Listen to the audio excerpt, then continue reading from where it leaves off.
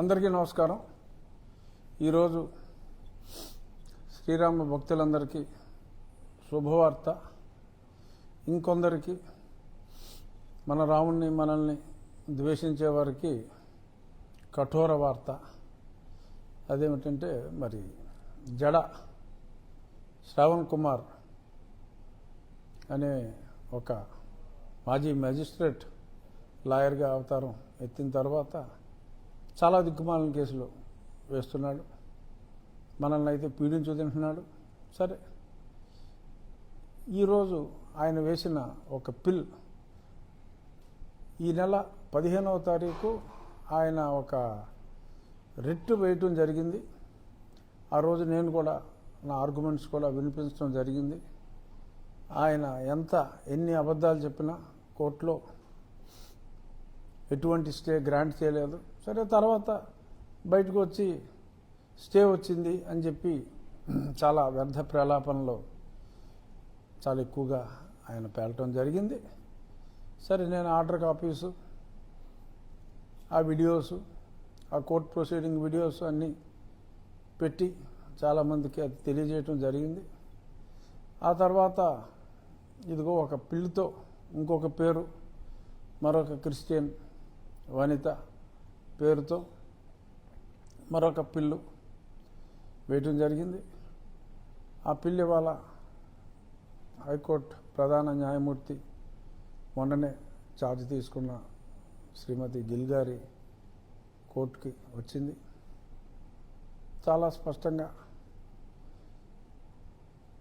చాలా ప్రశ్నలు వేసి ఇన్ని అబద్ధాలు ఆడాడంటే ఆ మాజీ మేజిస్ట్రేటు చెప్పడానికి వీల్లేదు. అనుమతులన్నీ తీసుకుని మనం అక్కడ మరి ఆ శిథిలావస్థలో ఉన్న ఆ ప్రాంగణాన్ని శుభ్రం చేసిన తర్వాత ఎటువంటి అనుమతులు లేకుండా ఇవన్నీ చేశారు అని చెప్పి అసలు ఒక న్యాయవాదిగా ఉండి అన్ని అబద్ధాలు ఆడటం అనేది అది ఒక్క జడకే సాధ్యమేమో. ఎందుకంటే కటిక అబద్ధాలు అంటారు చూసారా మనం, అలాగా కటిక అబద్ధాలు ఇష్టం వచ్చినట్టు ఆడేశాడు.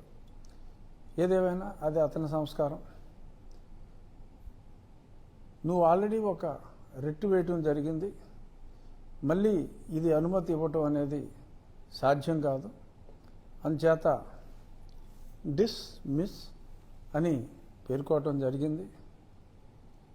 యువర్ లార్డ్షిప్ డిస్మిస్ కాదు, డిస్పోజ్ అని చెప్పి అనండి అని చెప్పి ఆయన బ్రతిమాలుకోవడం జరిగింది.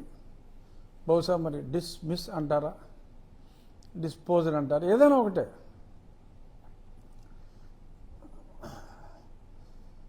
దవడ బదలు కొట్టానంటాం, చెంప మీద కొట్టితిరి అంటాం, రెండు ఒకటే. కానీ ఆ ఇంటెన్సిటీలో తేడా ఉంటుంది. ఇప్పుడు దవడ మీద కొట్టండిరా అని రాస్తారా, చెంప మీద కొట్టితిరి అని రాస్తారా అనేదే పాయింట్.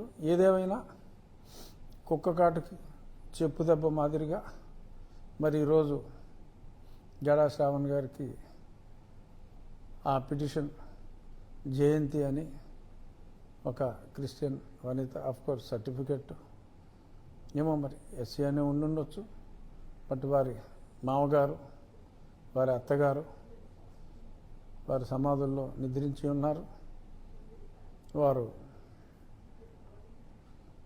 భర్త గారి తల్లిదండ్రులు క్రిస్టియన్స్. వీరు కూడా రెగ్యులర్గా అదే పెద్దపేటలో వారి భర్తతో కలిసి చర్చికి రెగ్యులర్గా వెళ్తారట. వెళ్ళండి, చర్చికి మీరు వెళ్ళండి, తప్పే ఉంది. మేము గుడి కట్టుకుంటాం, మా గుడికి మేము వెళ్తాం, కలిసిమెలిసి ఉందాం అని చెప్పినప్పటికీ కూడా మరి ఎక్కడో ఉండే జడా శ్రావణ్ వీళ్ళందరినీ రేగ్గొట్టి ఎందుకు మేమన్నా మా దేవుడన్నా మీకు అంత కోపం జడ? నీలికుమారా, ఇంకో ముగ్గురు లోకల్ వాళ్ళందరూ బాగానే ఉన్నారు.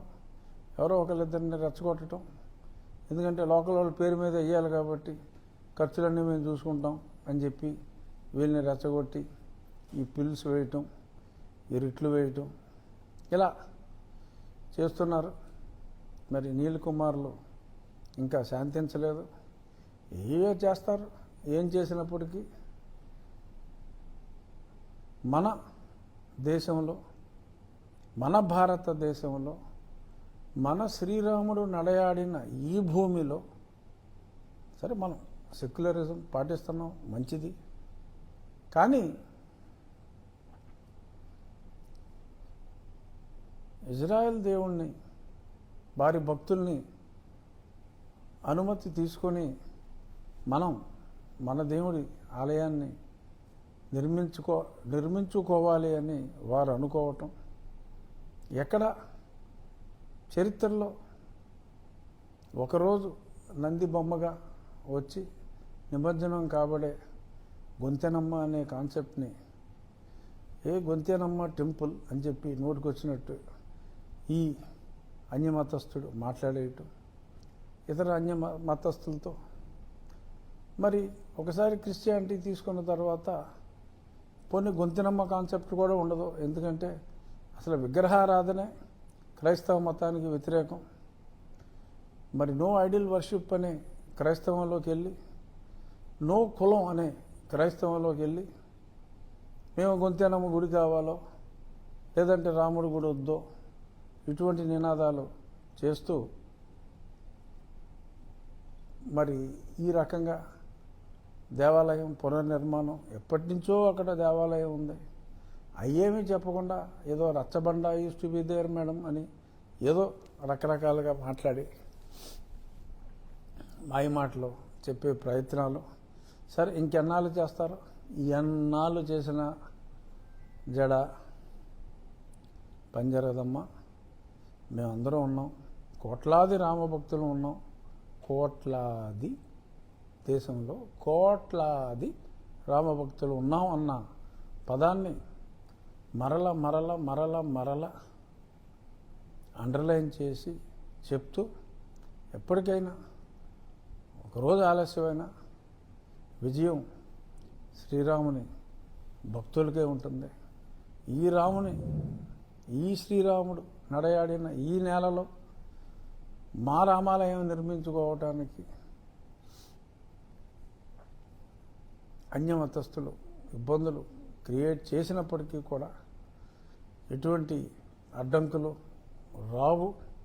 ఏదో తాత్కాలికంగా ఒకరోజు నువ్వు చెప్పుకోవడానికి ఇదిగో రేపు పిల్లి వచ్చేస్తుంది అని చెప్పి ఏదో సూట్ వేసుకుని 4 రోజులు సోషల్ మీడియాలో తిప్పుకోవడానికి తప్ప ఎంతమంది వచ్చినా, ఎన్ని ఛాలెంజ్లు వచ్చినా శ్రీరామ భక్తులు వాటిని ఎదుర్కోవటానికి సన్నద్ధంగా ఉన్నారు. 3వ తారీఖు ఉదయం 7:14 పని ప్రారంభిద్దాం. 7 నెలల కాలంలోనే పూర్తయ్యే విధంగా పరిశ్రమిద్దాం. రాబోయే శ్రీరామనవమి వేడుకలు ఘనంగా ఆకివీడిలో జరుపుకుందాం. అంతకు మునిపే దేవాలయ నిర్మాణం కృష్ణశిలతో పూర్తి చేద్దాం.